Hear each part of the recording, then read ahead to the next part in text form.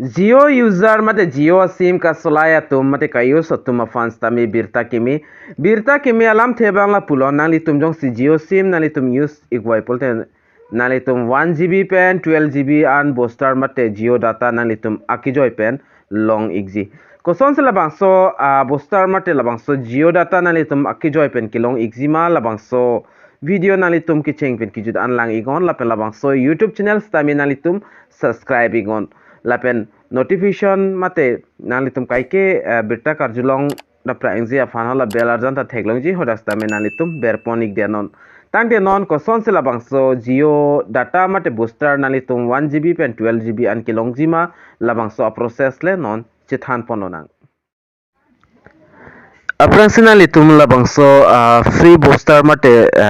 JIO data nali tum kilongji afan my JIO apps nali tum Play Store long pen da install ignang po mate download ignang po nali tum hodak download igdet pen feed nali tum open nang po open igdet pen feed nali tum JIO mobile number hodak bear pen OTP stame nali tum fill up nang po OTP bear igdet pen nali tum matheng nus stame lason arjan nang chiklang ikpo Apen lasun arjan nan chiklang igdet pen feed nali tum theklongji lapu aber nali tum athak pu pon bom to da aber theklongji nali tum la screen along theklongji dak 6 GB data nali tum ke haiya chance dolo lapen koson si labangso adata ke haiji ma mate labangso poster nali tum kilongji ma aprang si nili already pinianar lo masi dia ekta tuni masi nili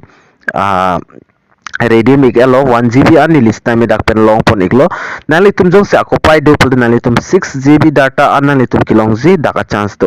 afrang sini li nali tum fan proof na piklang ikpo screen along nali tum theklongji dak nili already redeem tanglo nali tum la bangke thang ka edit takalilo la pen adet stamina li theklongji nili patumi dak 6 apor molam sini li dak redeem pon iglo nili dak kilong bang 1 GB lo hala bang so 1 GB kilong SMS tame nili nali tum hana piklang ikpo la pen dak nali tum la voucher la ador theklongi dak 1 paisa la bangke dak ini la pusi kiklang chot nali tum account nong pesta me thanik la pen nili approve SMS approve tame nili puthot nam piklang pon ikpo nali tum fan nali tum la SMS approve theklong exi screen along dak nili mobile numbers tame do iglo la pen nali tum la dak theklong la hindi pen la bang sodim kitok theklong ji nili dak 1 GB high speed data nili long pon igelo la pen benefit la bang ke unlimited data la pen nali tum la ador theklongji daka 0.1 paisa nali tum visible data mela so SMS bank ka edit kali nali tum la screen along thek pon long exi labang ke nili ke dam tang ho recharge ka kori pon SMS la bang ke SMS apps lo nili nali tum fan labang ke nang pacoba ik elas nali tum stame ko son se kelongji ma labang so puthang nili non nang than pachini pon ik labang nali tum stame approve labang ke nali tum thek pon long ik et pola nali tum aprang si labang so la 6 GB non la Valentine Day labang so offer dak pipon ik bom labang so adim nali tum ber iko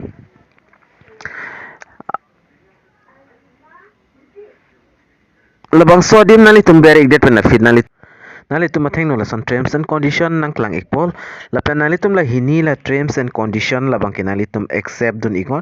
accept ik det pen feed nali tum dak theklongji la aber theklongji submit putok la bang so dim ber ikon submit along ber ik det pen feed nali tum matheng no stami dak video bang chi play igwai po la pen la bang so video nali tum 10 mate 20 second lang pen skip ik de no skip ik det pen feed nali tum matheng no la san da question arju pon nali tum aja da question answer le nali tum pidun ta choglo la pidun det pen feed nali tum da already mate la bang so 1 GB pen chenglok 6 GB an nali tum occupy do pute long ikpo la pen nali tum jong se occupy do pute la 1 GB pen 6 GB an nali tum long exi la pen la son tak sidak kaprek nali tum do lang nali tum la lucky draw put theklongji la 20 GB data stame nali tum dak pen nali tum occupy do pute dak pen stame nali tum long pon ikpo 20 GB data nali labang sodim nali tum ber ikon 20 GB data long ber ik de benefit nali tum mobile long stame la sonar jan dak chiklang ikpo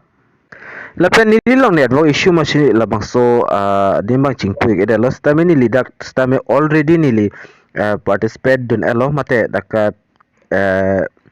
question banangkar ju la sote ni di thak dun iglo la pen non 14 ar ni sila bangso result bangke dak long pon ikpo la pen la son thak thak dak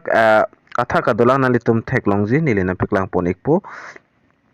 la pen dak stame nali tum 6 GB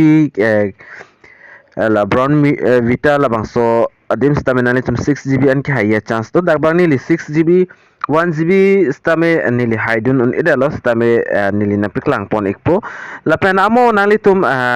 nili na ke thandak nali tum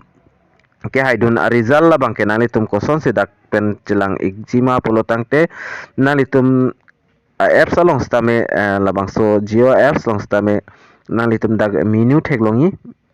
la menu along nali tum ber igon menu along ber ik det benefit coupons and winning pu theklong jin nali tum la ber la bangso dim nali tum ber igon coupon and winning for dim ber ik det benefit pu thot nali tum atheng no dag my winning nali tum ke hai dun an ason an dag na chiklang ikpo ko pilong nali tum ke hai dun ma la penon la bangso apps bang direct dag loading ikoilo la pen chingpu ik det benefit nali tum ke hai dun son andak chiklang ikpo la pen nali tum ke hai dun ko ana GB ma la bangso GB stame dag nang klang ikpo la bang nili ka prek long pen se ke hai dun hola ke dam tang 1 GB ke hai dun bang dak chido de lo la 100 MB 6 GB long pen nili 100 MB long si ke hai dun la bang warn mita pen company la sono nili amu na beklang dim lo la pen ready mi fanali tum la pu kung theklong si la thaya sonar jan theklong ye la bang so dim ber ik nang pu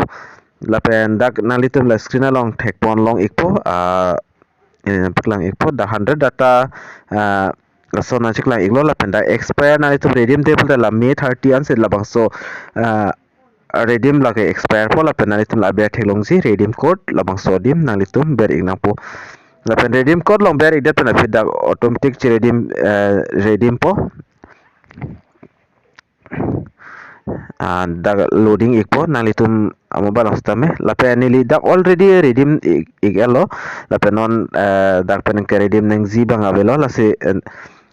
nali tum jong si redeem igelo pulte la story do la bang sodim nali tum la back thelongi la story long ber igon